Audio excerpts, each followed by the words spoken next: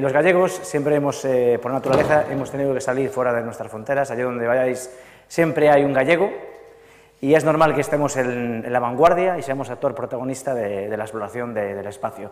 La siguiente charla pues, es muy especial para los que somos de aquí porque habla sobre el futuro del sector aeroespacial en Galicia y para ello tenemos a Pedro Arenas, director de áreas de servicios de la Agencia Galega de Innovación. Perdón, he dicho Pedro, no, he dicho, perdón, es José Manuel, ¿no? ¿José Manuel? Ah, disculpa, José Manuel, que es de la Oficina Técnica Civil del UAP de la Agencia Galega de Innovación. ¿Qué tal?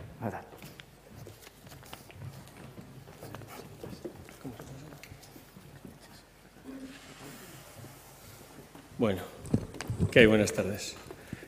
Hoy me he sentido envejecer un poco al ver por primera vez el Ariane 6 como lanzador de una misión ya planificada, porque yo fui delegado de España en el Ariane en la época en la que se desarrolló el Ariane 5, así que me parece que ya se me está pasando el arroz un poquillo. Bueno, vamos a empezar con la presentación. Hoy vengo en representación de la Agencia Gallega de Innovación, su directora no puede estar aquí. Yo soy la persona de una consultora que se llama Novadays, que se encarga de la gestión del programa Civil UAOBES Initiative, soy el director de programa. Bueno, supongo que a lo largo del día os ha gustado mucho ver tecnología, ver ciencia y ver este tipo de cosas. Pero claro, hay una cosa que ha estado denostada durante mucho tiempo que se llama política industrial y sin las políticas industriales en los sitios, pues las industrias y el avance que la industria representa para la ciencia, pues no avanza. Y yo vengo a presentar aquí la iniciativa de política industrial de la Xunta de Galicia para apoyar al sector aeroespacial. Es cierto que está más centrada en la aeronáutica, de momento, que en el espacio. Pero, bueno, en España, digamos que es el siguiente nivel, el siguiente orden de magnitud. La industria espacial se desarrolló basándose en la industria aeronáutica y esto ha sido así en general en casi todos los países. Es decir, sin una base, un semillero mínimo de empresas con ciertas capacidades tecnológicas es muy complicado meterse en cuestiones tecnológicas de mayor calado, aunque se puede.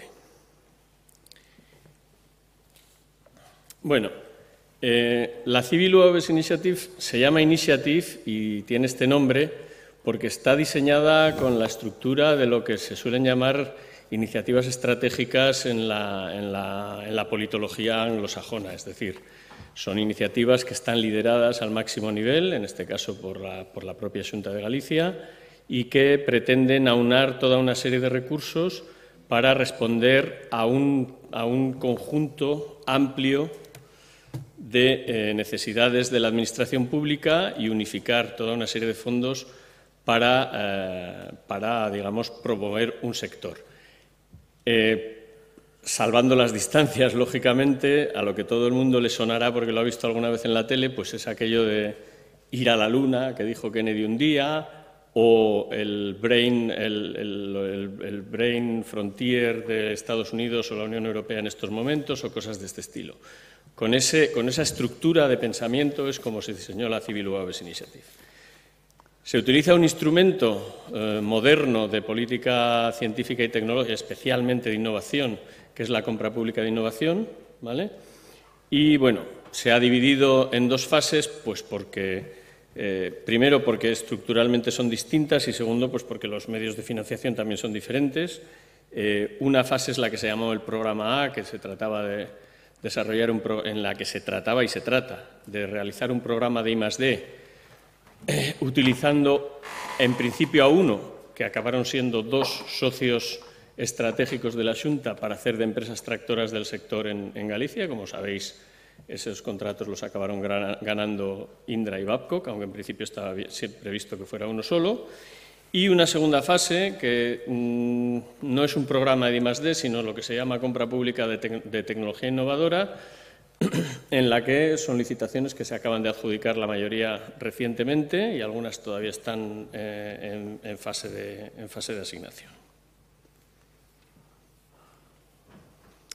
Bueno, no os voy a intentar convencer aquí porque hay que promover el desarrollo del sector aeronáutico. Es evidentemente un sector de tecnología innovadora muy importante, tiene un componente de personal de alta cualificación y, por otra parte, en Galicia se había hecho previamente un esfuerzo para desarrollar una infraestructura como el aeródromo de Rozas. Ya sé que a los de Vigo os pilla un poquito lejos, pero que es una infraestructura interesante para este tipo de programas y quizás para algunos que están ahí en medio, entre lo que es la aeronáutica y el espacio. Hay por ahí unos conceptos que se están desarrollando actualmente y puede ser un punto interesante.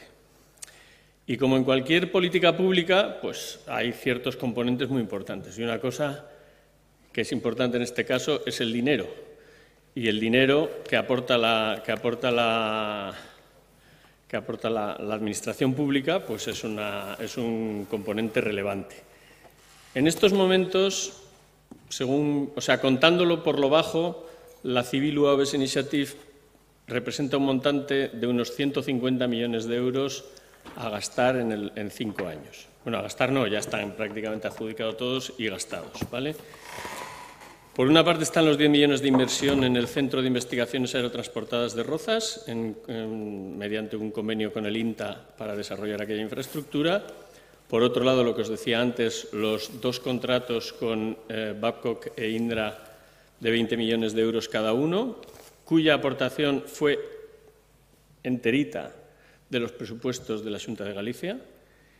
75 millones de euros que fueron las aportaciones que comprometieron Babcock e Indra no solo para el programa de I+D, sino para otros compromisos de más largo plazo, que si ha lugar y os interesa comentaremos más adelante, y los 24 millones que se están licitando en estos momentos en las licitaciones de lo que se ha llamado fase B.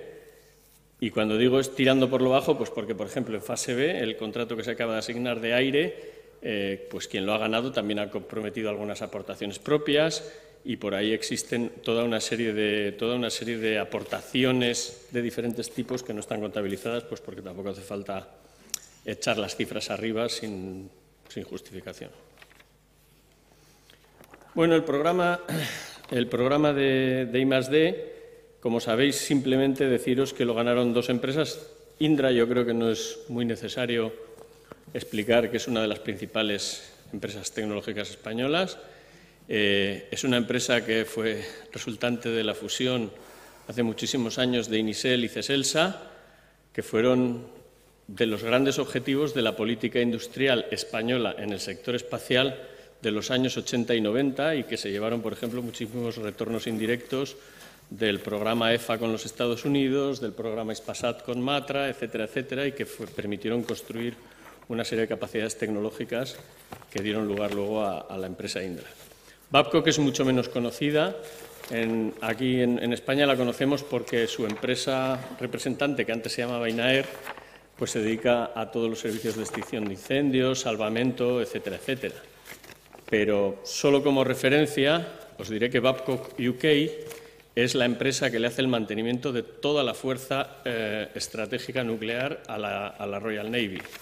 O sea que desde el punto de vista de tecnología y de metodología de gestión, de alta tecnología, etcétera, es una empresa muy, muy, muy relevante. Bueno, el acuerdo de asociación con los socios, porque esto no es un contrato, es una compra pública precomercial. No me voy a poner a explicaros la compra pública de innovación y las diferentes modalidades y tal, porque os aburriría, creo.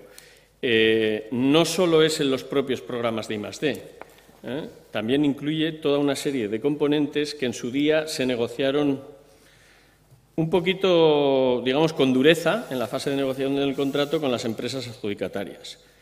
Entonces, aparte del programa conjunto de I+D, incluye toda una serie de compromisos de subcontrataciones, trabajo con empresas locales y centros de conocimiento locales, creación de empleo, impulso a la creación de nuevas empresas, apoyo a nuevas capacidades industriales, etcétera. Para que os hagáis una idea, son 2 contratos, pero en realidad son 20 proyectos de I+D integrados que forman una especie de conjunto y en los cuales se incluyen desarrollos de plataformas, un UAV de ala fija de varios cientos de kilos, que es lo que se llamará Targus y que actualmente es un avión que, por ejemplo, presta los servicios de Frontex. 2 UAVs de ala rotatoria, uno hasta 25 kilos, otro hasta 150, y un barco no tripulado, un Sea Vehicle, ¿vale? Aparte de esto, en la parte de plataformas, evidentemente están incluidos todos los medios de control, todos los medios de simulación, de operadores, etcétera. Y luego hay una componente de desarrollo de aplicaciones que cubren todo lo que en su día se definió como los retos de la Xunta para los servicios públicos, que es a lo que responde la Civil UAVs Initiative. Incendios, emergencias de todos los tipos, gestión del territorio, cartografía, cuando te ponen la multa por haberte hecho una piscina en casa, cosas de ese estilo, gestión de la pesca y el marisqueo, gestión forestal y pues asistencia en caso de catástrofes o de aislamiento por una nevada o por una inundación o por cosas de este estilo. Bueno, en esta fase A, como he dicho, el objetivo claro era tener 2 empresas tractoras, bueno, tener una, que luego fueron 2, tener empresas tractoras, pero empresas tractoras de verdad. Y una de las cosas en las que se puso muchísimo cuidado, tanto en la evaluación de las propuestas como en la negociación de los contratos, fue todo el componente de negociación de la subcontratación, es decir, el retorno directo. El resultado es que de los 40 millones que pone la Xunta, prácticamente 26 se destinan a subcontrataciones con empresas e institutos tecnológicos gallegos, ¿vale? Por otra parte, algunas componentes. Esto es una historia típica en el desarrollo sectorial de este tipo de sectores en todo el mundo. Lo hicimos en España hace muchísimos años. Cuando tú le compras un satélite a Hispasat o le compras un avión de combate a Estados Unidos, te dicen, es que yo no se lo puedo fabricar en su país, porque es que ustedes no tienen industria capacitada para hacer esto. Y entonces dices, bueno, pues aquí hay 2 cosas que hacer. Una es, bueno, pues tráigame usted aquí una parte de esa industria. Y esa es una de las cosas que hemos hecho en esta negociación, y es que algunas de las empresas que no estaban en Galicia se han instalado en Galicia para digamos, aportar ese conocimiento y esa tecnología en Galicia, ¿vale? Bueno, por otra parte, hemos hecho hemos incluido una serie de novedades, como por ejemplo, certificar empresas con calificación aeroespacial, tanto en diseño como en fabricación, capacidades de ensayo específicas para certificación de algunos subsistemas, por ejemplo, como utilizar el CETAG, que está aquí en Porriño, este os pilla un poco más cerca, para que permita certificar sistemas de propulsión para UAVs, ¿vale? Y primeras acreditaciones de UAVs para sistemas de emergencia, que está haciendo uno de los socios. Y luego, cuando decía antes que cuando una empresa a la que tú le das un contrato público te dice yo no puedo fabricar en tu país, hay una compensación, aparte de la que decía, de, bueno, tráete las empresas aquí, hay otra que se ha llamado históricamente lo que se llamaban retornos indirectos. Los retornos indirectos es una estructura que, si la manejas bien, te permite asegurar una producción industrial durante un periodo suficientemente largo como para que, digamos, el beneficio generado mediante ese sistema te permita mantener la máquina funcionando y empezar a generar tus propios recursos. En España, de retornos indirectos del Hispasat, por ejemplo, se generaron actividades que dieron trabajo a empresas que hoy en día son empresas bastante grandes en el sector espacial europeo durante 10, 12 y 15 años. Y con las empresas del FACA, con los retornos indirectos del futuro avión de combate y ataque del F-18A, se desarrollaron los simuladores que hoy en día hace Indra en la empresa que entonces se llamaba CCSELSA, etcétera, etcétera. Es decir, que esta es una herramienta, y bueno, en lo que entonces era construcciones aeronáuticas, en temas de estructuras. Es decir, es una herramienta de política industrial que permite no dar un incentivo o dar una subvención en un plazo corto y luego, si te he visto, no me acuerdo, como pasó, por ejemplo, con la fotovoltaica no hace tantos años, ¿vale? Pero, sino mantener una estructura estable de producción industrial que genera una base que, a la larga, ahí ya depende del sector privado. Si parte del beneficio se utiliza en hacer I+D y en avanzar, pues acaba generando empresas de la potencia que hoy tenemos en España en este sector, que son empresas importantes en Europa e incluso en el mundo, que se han ido a Estados Unidos, se han instalado allí y han funcionado tan ricamente, ¿vale? Me gusta insistir en estas cosas porque son conceptos que a veces se conocen relativamente poco. Bueno, el programa de soluciones es otra cosa. El programa de soluciones es un programa ya no para hacer I+D, sino para comprar cosas, es decir, cosas que están ya en niveles de desarrollo elevados, lo que en la nomenclatura esta de TRLs, de Technology Readiness Levels, están en niveles 6, llevarlos hasta niveles 8, llevarlos prácticamente hasta el mercado.